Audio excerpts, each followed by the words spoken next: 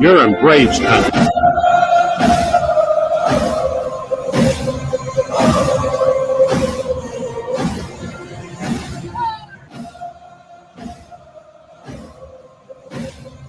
Well, gosh darn it.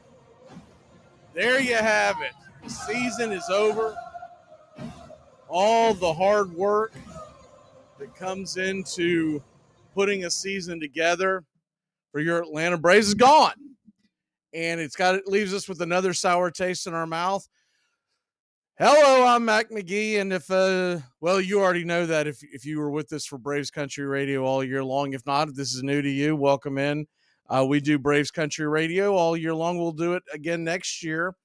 Next year, we're actually expanding the broadcast schedule. This year, we did most of the games. Next year, we're doing every single Braves game, unless some kind of emergency happens, obviously. And that's every single Braves game we will bring you next year. Sunday afternoons will be tricky. It really depends on the start time. But other than that, every single Braves game.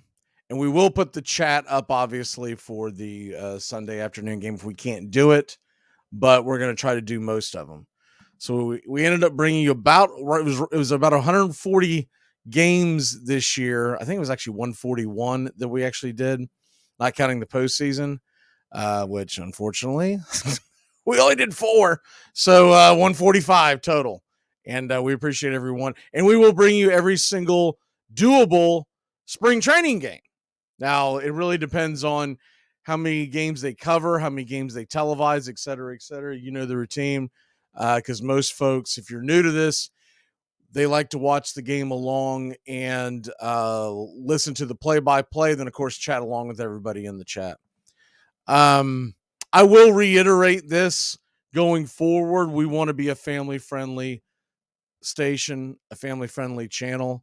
So for the trolls that come in, and I saw a couple of them get upset because they got muted, and I've given the reins to there's 3 total other people that have the ability to mute. I'm sorry, but we're not going to have ugly comments. We're just not. It's a family-friendly channel. I want you to feel like you can send anybody to this channel and they will enjoy Braves content. So that's just the way it's going to be. And if you don't like it, I guess go on some other weird site where they let you say nasty things.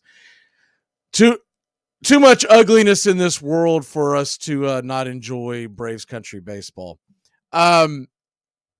This particular show, it's going to be real quick. We're going to talk about the Philly series. We're talking about what went wrong. And it's funny. I saw several content creators on different platforms all over the place. Doesn't matter really who said it. It's the fact that it was said several times. They were talking about how they knew every fan base had some really nasty fans and ugly fans and just, basically classless fans. And then they talked about, and then we did the Philly series, covered the Philly series, and now we really see it. And I just kind of laughed because I was like, man, if you're doing these live games, you would know they are the bottom of the barrel when it comes to class. And they just are like, don't get me wrong, every single fan base has them. We have them. But the level and the sheer number of just classless fans that came out. I will say this, there were some fans that said some nice things. Some Philadelphia fans said some nice things, and that's always appreciated. And that takes a hell of a lot more character than anything else to say some really nice things, not just about our channel, but about Braves fans in general. So we do appreciate that. That did not go unnoticed, and you will be remembered for that. But the series itself, we're just going to go into it real quick. What went wrong? And we gave it a day to marinate because I didn't want to come here. I mean, if you had asked me 10 minutes after the game, there would have been, my admins would have been muting me. I would have been just throwing things up against the wall. And it's this helpless feeling you get as a fan where you're sitting there going, we know we've got the most talented team out there, but they're not stepping up in the big moments. And what the hell is happening? In broad strokes, I see it as this way. Brian Snitker's not a very good in-game manager. He's just not. He is a very good elite player manager, and he's actually an elite season manager. And what I mean by that is he knows how to get the best out of his guys for a 162 game slate where you're worrying about putting too many innings on your bullpen, where you're worrying about this, that whole thing. I will say he is elite. He is better than most that I've seen. And I understand why he's revered. But this would be my suggestion. I don't want to get rid of Brian Snitker. I think it's knee-jerk reaction. I think it's stupid to say that it was him alone that lost the series. He had a hand in it. Don't get me wrong. I'm not going to sugarcoat it. He had a hand in it. But at the same token, the players have to make the hits. And our offense didn't show up. If you want it in a nutshell, what happened, our offense didn't show up. The pitching was terrible in game 3. That was it. The other games, you see game 1, we lost 3-0. We have the best offense in baseball. 3 runs should have got the win. I'm sorry, but it should have. I don't want to hear the excuses. 3 runs at home should have gotten the win for your Atlanta Braves. You go back to that game and you see how it unfolded. And you see, look, Strider went 7 innings and gave up 1 earned run. Now, we did have a couple of fielding gaffes in that game, and that let us down, and that led to one of the unearned runs. And then you go back to the fact that in that game, what did we get from our offense? Well, I know that in that game, A.J. Minter gave up a run, but remember, it was unearned. But in that game, what did we get from our offense? We got nothing. We got a total of 5 hits. Acuna 0 for 3. Ozuna 0 for 3. Harris 0 for 4. Murphy 0 for 3. Too many offers. No one had multiple hits in the game. And this is supposed to be the best offense in baseball. And it is the best offense. It was the best offense in baseball during the regular season. During the postseason, they're not. And we talk about this during the broadcast all the time throughout the year. And I think it falls on deaf ears. But I'm going to start pounding the drum more about it during this season than I have in the previous 2 seasons. But I notice it and I bring it up and I let it go and I move on. Because the Braves have gone out there and won 205 games in the last 2 regular seasons. So it's hard to pick them apart. And you felt like in 2022, they ran out of gas. No more of that junk. If you don't get past the NLDS next year, there's going to be a much different conversation about whether or not Snitker should be gone. Whether or not a lot of guys ought to be gone. But this year, I'm not going to sit there and say that. I'm not going to go out there and tell you that Snitker or anybody else in the organization should be gone. But they've got to find a way to get past that NLDS. I don't care who they play. They're better than Philadelphia. They're more talented than Philadelphia. Philadelphia is a good team. They're a very good team. But the Braves are better. And one of the things that you can point to before we get into the series, we talked about this trading deadline, got scoffed at by most of your pundits writing for different rags around the country. Won't point any of them out individually because as a collective, they all said the same thing. It's fine. Don't worry about it. Our pitching's going to be fine. We've got Kyle Wright coming back. Gone. Not just gone for this year. He's gone until 2024. Through 2024. He's gone until 2025. And that's if that ever comes back out again. He may never, ever don an Atlanta Brave uniform again. You don't know how those surgeries go and the rehab and everything else, right?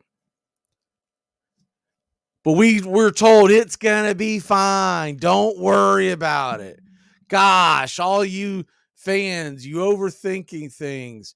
This team is so good. Well, here's the thing. Every damn one of you were wrong. Not just the writers and not just the broadcasters who told us not to worry about it, but everyone coming from the organization who told us Max Fried was going to be okay. Well, the blister thing was quirky and weird. Okay, I get it. I can't even point to that one. But my God, it seems like it's always something with him, right? But okay. Charlie Morton, we'll just call him what he was, an aging 40-year-old man out there on the mound giving us great innings throughout the year. But you were banking on Charlie Morton and Spencer Strider essentially to take you into the postseason. Because at the time, Max Fried was on the IL. We didn't know what he was going to be like when he came back. Same thing with Kyle Wright. Didn't work out. Heard the same crap about the bullpen.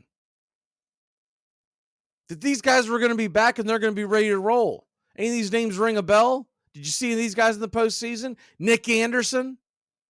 Jesse Chavez? Where the hell were they? Dylan Lee? No, they were all injured or they were deemed not worthy of a roster spot. However you look at it.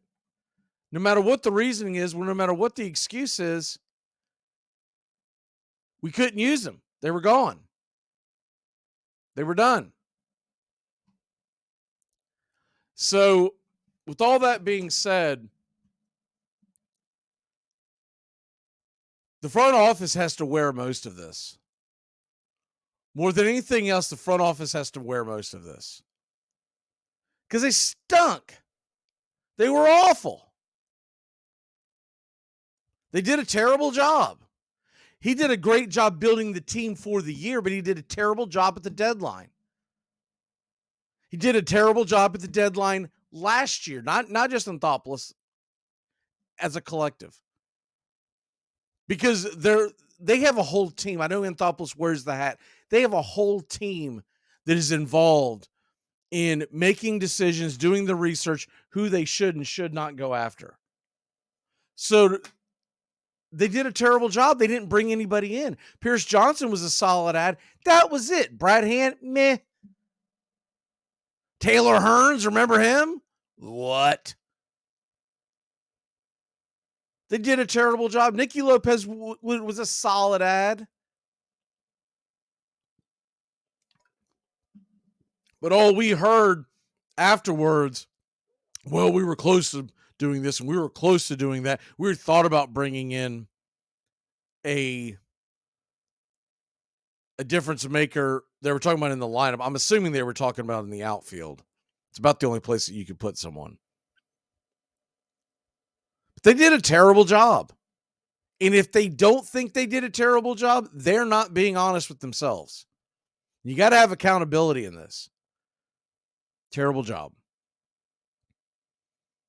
An extra bat, a difference maker bat, and really, and we'll talk about this more in the offseason shows, and they've got to change the culture in that locker room and go get them guys. Now, everybody wants to rinse and repeat Jock Peterson or Jorge Soler. And I get that because it's what you're familiar with. That's not what I am suggesting. What I'm suggesting is they've got to have those types, the difference makers. The more than anything else, this team needs a locker room guy. They need two. They really need two because one guy can't do it all every day. They need two guys to come in to that locker room this offseason, going into next year, and say, let's go get it and quit being scared and quit playing scared, because it's what it felt like. It felt like they played scared. But that first game, we got nothing. Spencer Strider pitched well. You cannot kill a guy who went 7 innings, 1 earned run, and 8 strikeouts. I'm sorry, but that gets you a win most of the time in the playoffs. Game 2. Everybody got excited, and it was false hope. Because in game 2, if you really look at the entire game, but what we were hoping as fans, let's be honest, it wasn't the fact that we thought that all of a sudden Philly was going to crumble, because I didn't. I just thought this would galvanize the team to get at least one win in Philadelphia, and then get it back to Atlanta. And a lot of folks will probably point to the Orlando Arcia saying the stupid thing that he said. I'm going to reiterate this. The chump that leaked the quote of attaboy, he was a content creator. He wasn't a writer. He's not a writer. Don't call him a writer. He is a content creator chasing clout. And I can't tell you what we call him in the business on the side, because I used to write. But I'll say this. They aren't respected by real writers, because there is a code.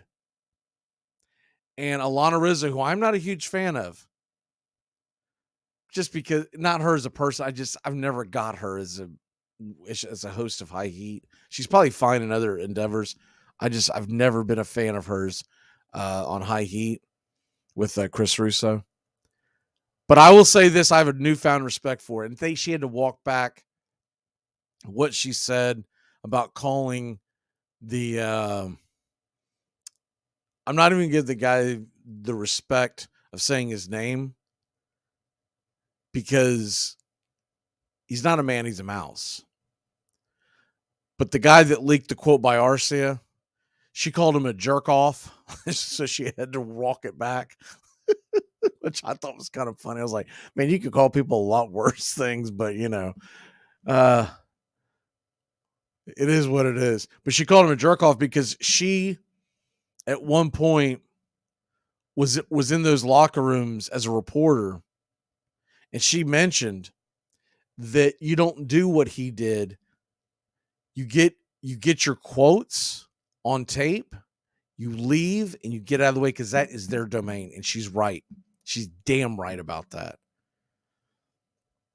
There is an unwritten code amongst folks in locker rooms. What the Braves have to do now is understand you don't let anybody into your circle.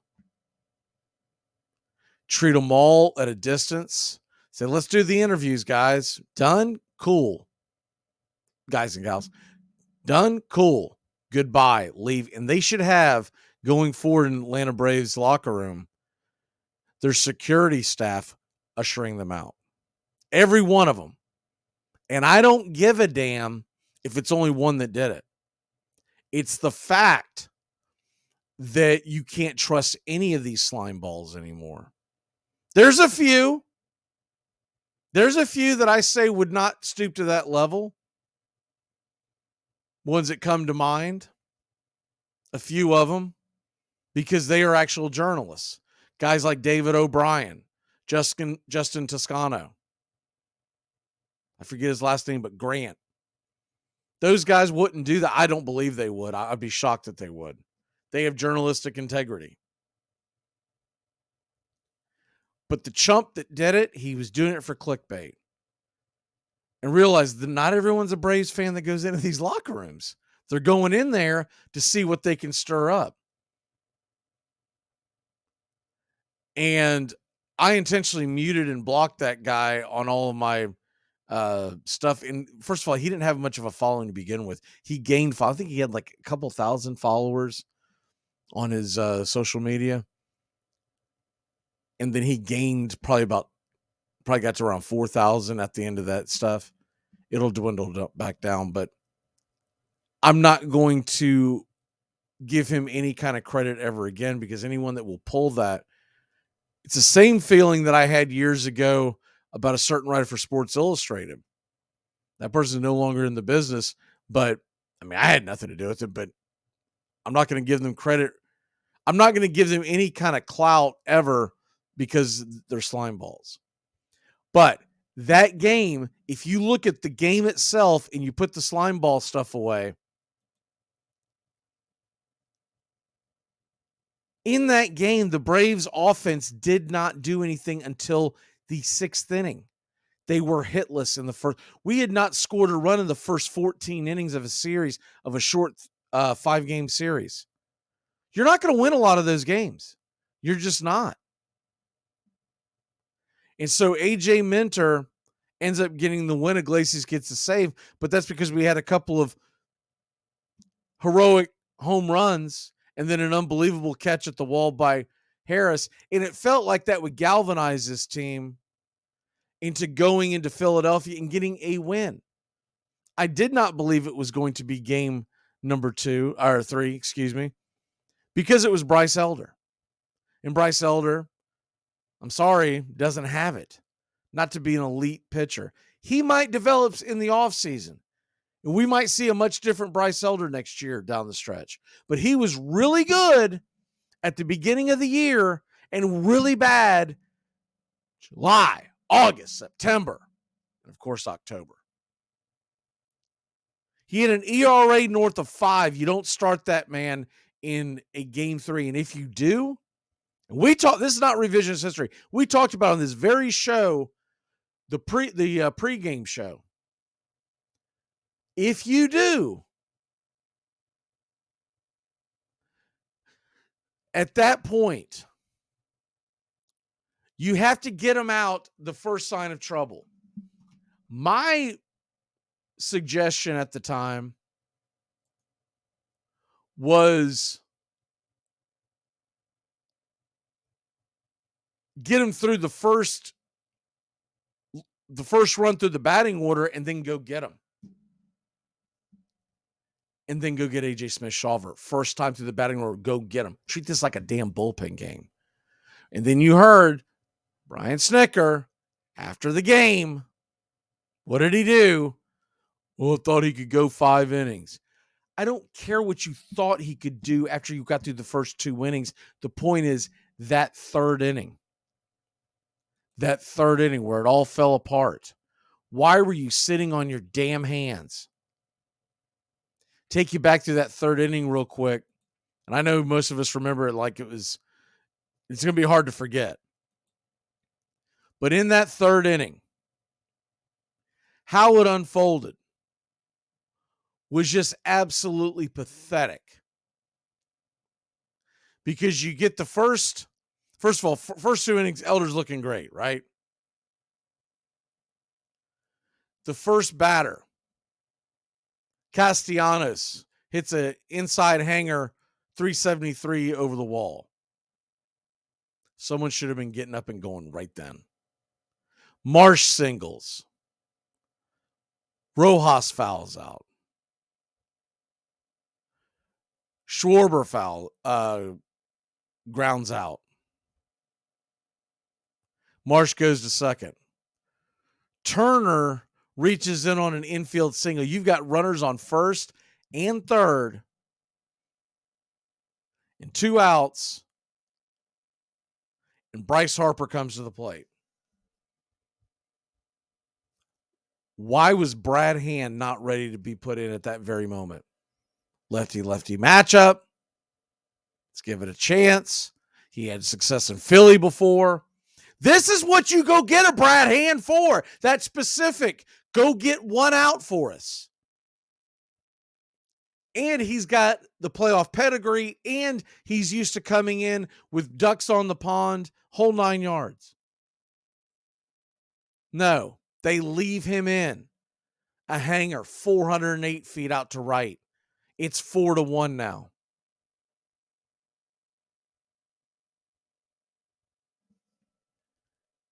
And remember, this was after Atlanta had put a run up on the board.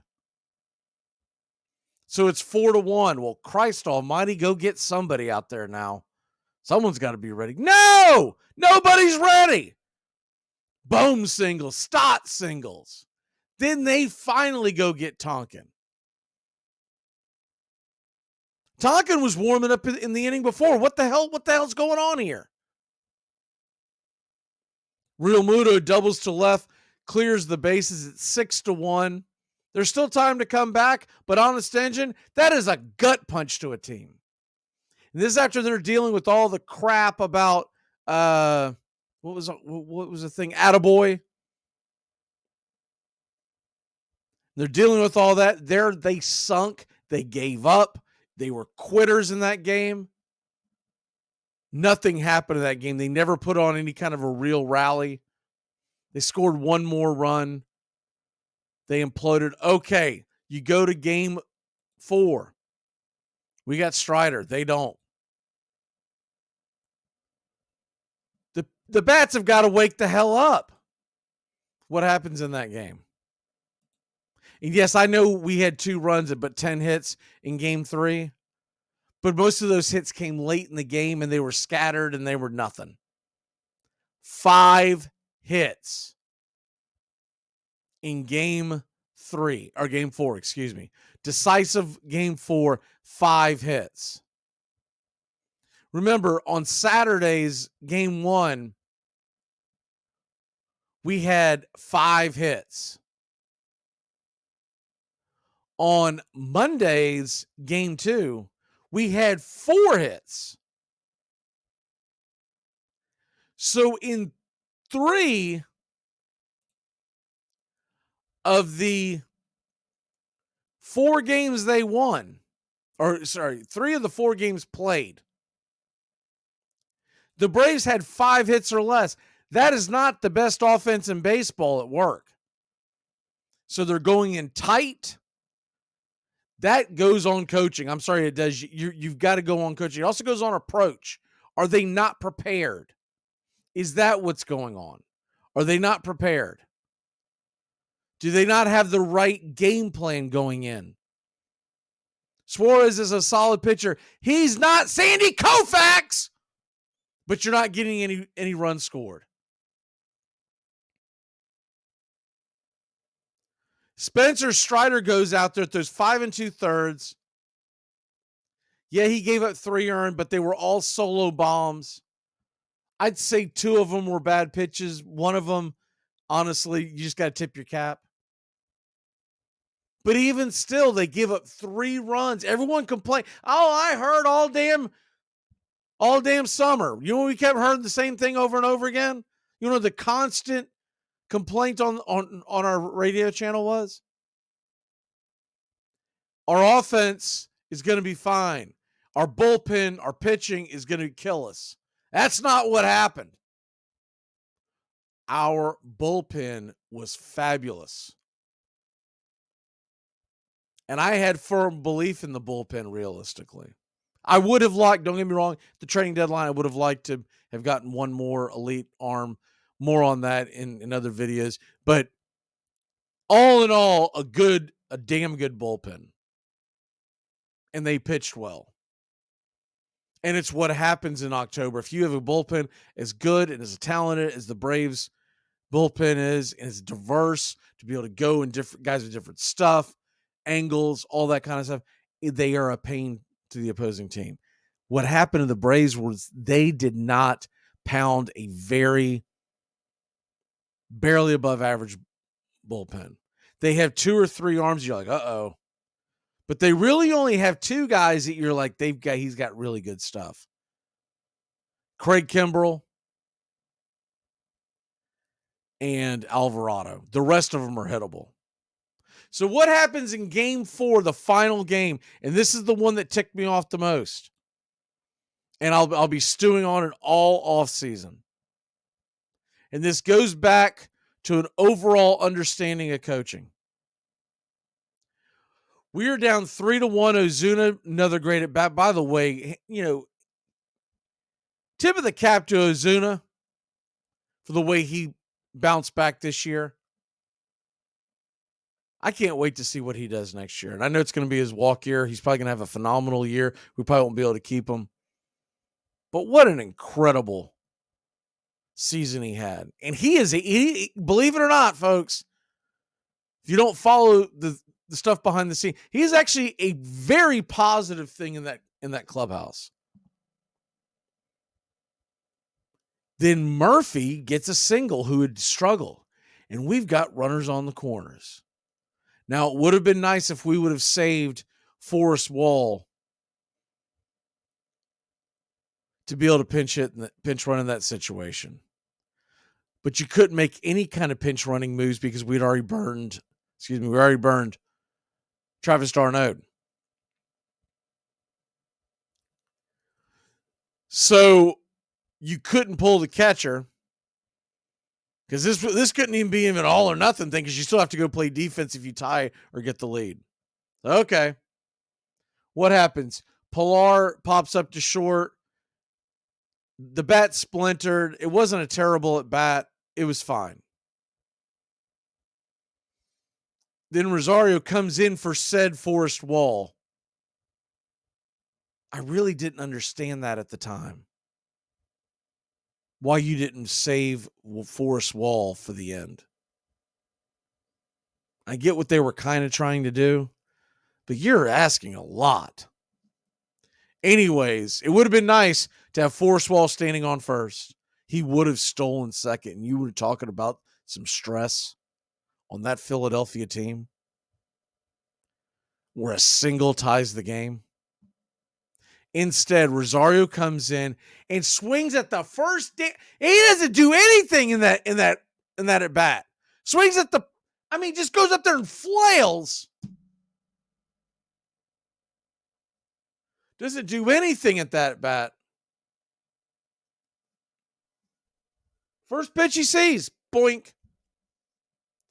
Pops it up to left. A weak fly ball. And then we finally see Vaughn Grissom.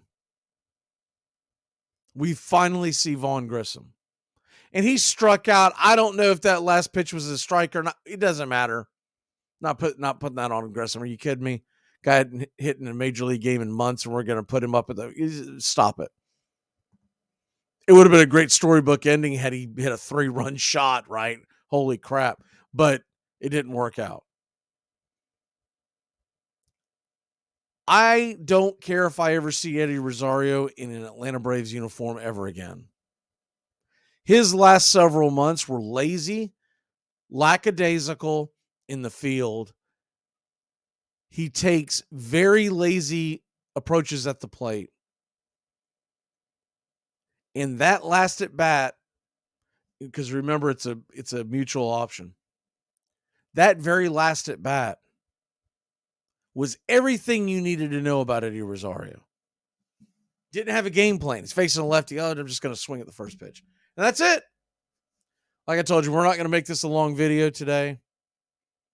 We're going to do a 2023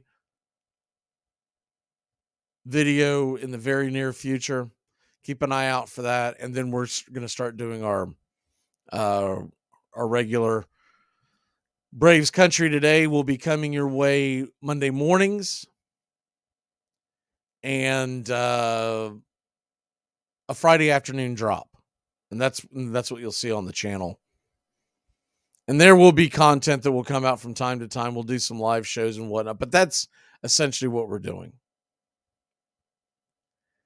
And looking forward to next season, here's the new format that we're going to put on you. We are going to begin in 2024 a 1-hour live pregame show. It seemed like it was a popular thing during the playoffs. We're going to start doing it. A 1-hour live pregame show. And that will, whatever the pregame, whatever the first pitch is, pregame's coming on exactly 1 hour before then. You can do it like clockwork. If we're out on the West Coast playing the A's, 9:37 first pitch, 8:37 we're coming on the air. We'll bring you pitch by pitch, play by play. And then we are going to do a live post-game show right after the game. Last somewhere between 30 minutes and 45 minutes, somewhere in that neighborhood. We're not going to keep you up all night. And we're going to have call-in on those. On Monday morning, Braves Country Today's, I'm going to start putting the call-in number up. So if you do want to call in live, that's going to be your opportunity. I don't expect everyone to be able to do that. I know it's a weird time, but we're going to play around with it and then go from there. But this coming season, the plan is we're going to do call-in show, post-game show right after the game. It'll all be on the same stream, by the way. You don't want to jump around.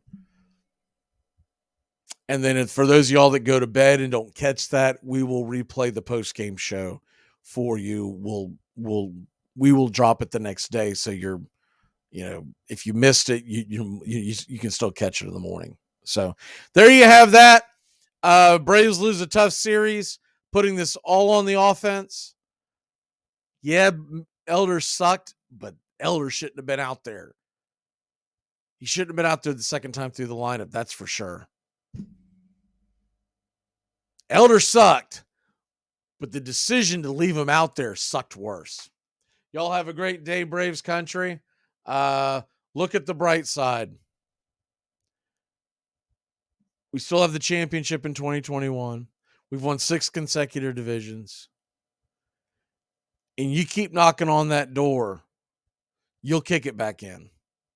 This has turned into a who gets hot tournament. It's much different than the baseball we grew up on. I get it. Just got to adjust, and you got to get folks in there that can help us succeed. We'll talk more about that on shows going forward. What are they doing free agency, et cetera, et cetera. But we wanted to put a cap on this. Have a great afternoon, and go Braves. You're in Braves country.